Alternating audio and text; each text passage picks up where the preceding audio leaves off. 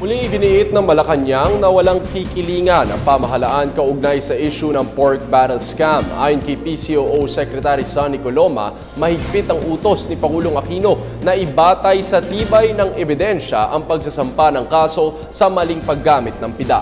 Narito ang ulat ni Rocky Ignacio.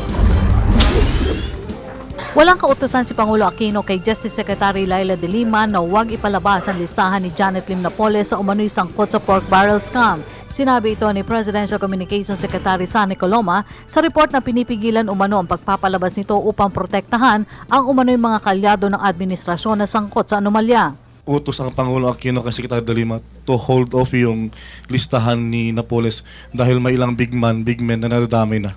Wala pong ganyang kautusan.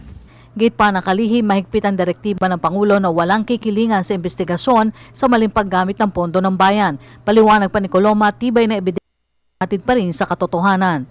As stated by the President, let the evidence point to the direction of any inquiry regarding allegations on the misuse of public funds. Public officials associated with the administration will be treated in the same manner as all others. Their alleged involvement in anomalies will be scrutinized thoroughly to ascertain whether there is sufficient evidence to file appropriate charges against them.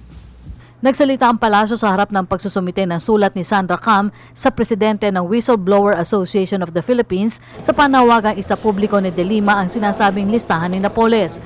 Paliwanag ni Coloma, si De Lima ang may poder kung nararapat na isa publiko ang naturang listahan. The Secretary of Justice has been given the responsibility of doing what needs to be done, and we will just await her report or update regarding this matter. Samantala may proseso anyang batas kung mag-alok si Napoles sa ibalik sa pamahalaan ang umano'y nakulumbat nito mula sa pork barrel scam. Ayon sa batas ay may mga proseso na dapat na sundin. Meron ding dapat na maging batayan kung ano ang dapat na maging katugunan sa isang aplikasyon for immunity.